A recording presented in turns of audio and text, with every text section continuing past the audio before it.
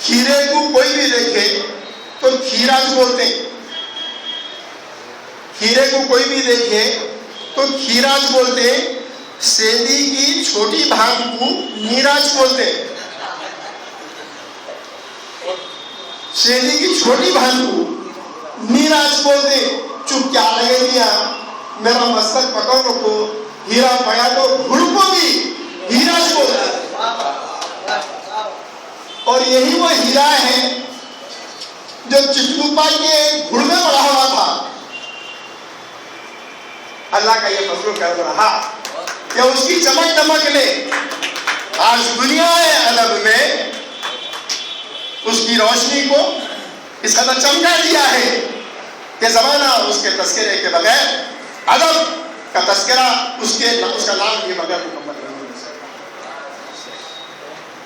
احساس کو ادراک میں 2 روایاں میں ابھی اس کو دیکھ رہا تھا, پسند آئی تھی مجھے. ہمارے ہمیں صاحب نے اس کو کوٹ کیا. اب آپ کے کہہ دینے کے بعد میں ریپیٹ کیوں کروں, ضروری نہیں سمجھتا ہو.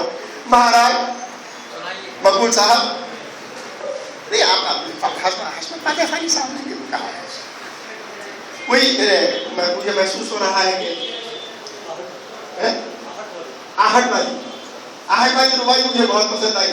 آپ فرماتے ہیں کہ عشق نہیں ہے اس کے اندر, غزل نہیں ہے اس کے اندر, مکمل تغزل ہے اس کے اندر. آہٹ کس کی ہے؟ اس آہٹ پر ہی آپ کی توجہ مرکوز ہے. ایک آہٹ سنتے ہیں تو آپ کو محسوس ہو رہا ہے کہ آپ کو چاہنے والا کوئی آ رہا ہے, ایسا محسوس ہو رہا ہے.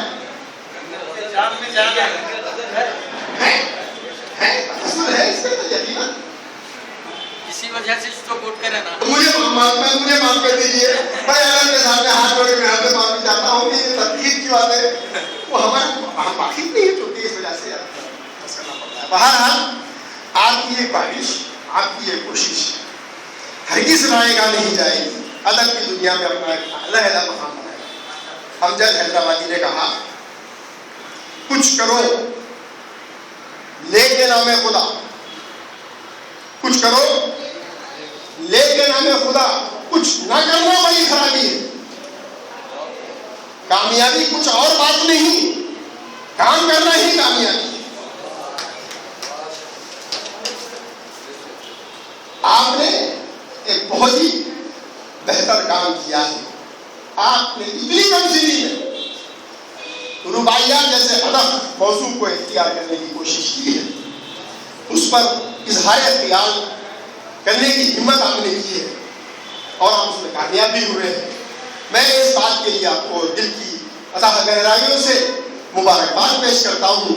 اب پھر اس وقت میری صحت اس بات کی اجازت نہیں دے رہی ہے کہ میں اس سے زیادہ کچھ آپ کے سامنے عرض کر سکوں اور ٹھہر سکوں, اس لیے معذرت کے ساتھ اپنی جگہ لینے پر مجبور ہوں. جی تو چاہتا ہے کہ اور بہت کچھ کہتا رہوں, لیکن چونکہ ناسازی صحت کے باعث اور کچھ کہنا شاید میرے لیے نقصان دہ ہوگا.